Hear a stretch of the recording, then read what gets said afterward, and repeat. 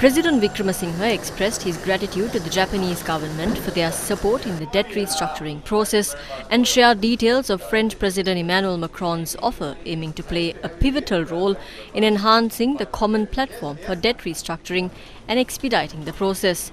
The talks between the President and the Japanese Foreign Minister revolved around key areas of cooperation, namely the light rail transit, also known as LRT, the East Terminal, the Kandy Development Plan, Central Highway and the expansion of the Bandaranaike International Airport. Both parties expressed the importance of expediting the implementation of these projects. Additionally, they delve into bilateral, regional and global issues, emphasizing their shared commitment to maintaining the region as a peaceful and stable area.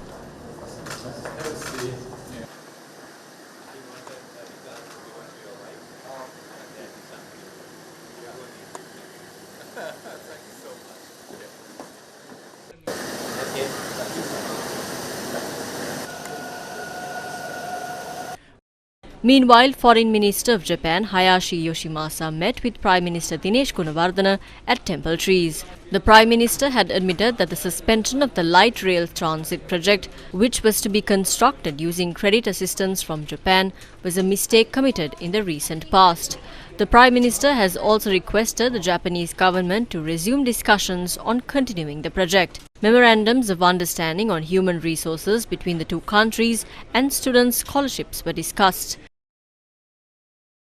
Meanwhile, a press briefing was held with the participation of Foreign Minister to Sri Lanka Ali Sabri and the Foreign Minister of Japan Yoshimasa Hayashi.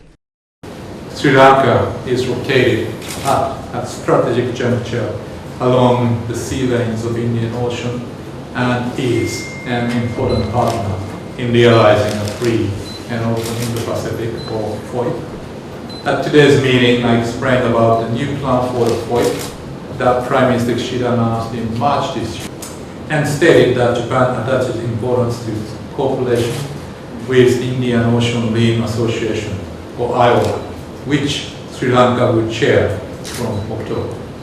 So I conveyed my expectation for further progress in the debt restructuring process and stressed the importance of a transparent and comparable debt restructuring that involves all creditor countries.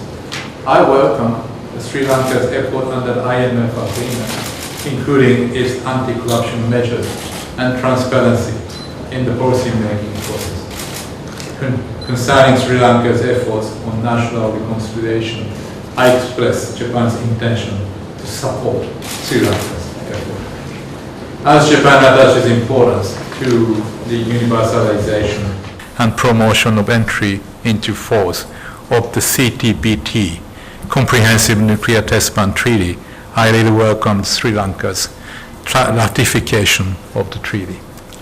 After this announcement over the work lunch, I will share outcomes of the G7 Hiroshima Summit as the G7 chair.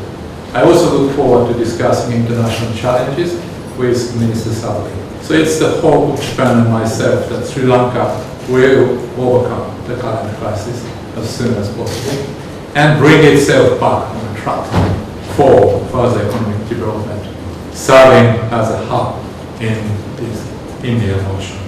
Sri Lanka has and will continue to have Japan's support in this endeavor. We remain grateful to Japan for unwavering support and grant assistance extended to Sri Lanka during these challenging times, as well as for the Japan's confidence in Sri Lanka. As you all are aware, during the recent negotiations with the IMF, Japan played an important supportive role in successful outcome of the discussion with the IMF and subsequently in facilitating the unique donor platform for our debt restructuring negotiations.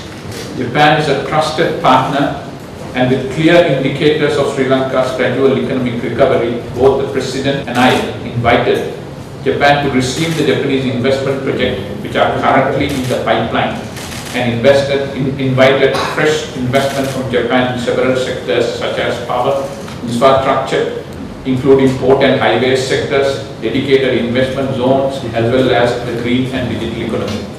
I also briefed Minister on the recent measures to enhance national reconciliation and unity for all segments of our people in all parts of the country, including the recent proposal put forward by the President on the power sharing under the 13th Amendment. Japan positively acknowledged the important contribution to promoting global security made by Sri Lanka recently in ratifying comprehensive nuclear test ban treaty. On regional matters, we will also discuss with Minister about the Sri Lanka's upcoming chairmanship of the Indian Ocean Rim Association and our commitment to promote peace, security, safety and cooperation in the Indian Ocean Rim region for the prosperity of all states within the framework of international law. The Japanese foreign minister arrived in Sri Lanka after concluding official trips to 6 nations. Foreign Minister of Japan Hayashi Yoshimasa also met with Sri Lankan opposition leader Sajith Premadasa. Opposition leader Sajith Premadasa appreciated the positives of the education structure in Japan, adding that he highly admires the discipline, commitment, diligence and honesty of the Japanese people. The opposition leader has requested the Japanese foreign minister to provide the technology needed to develop the fishing industry and to provide technical facilities to the children in rural areas and to provide all possible support to the government and people of Sri Lanka to recover from the economic crisis.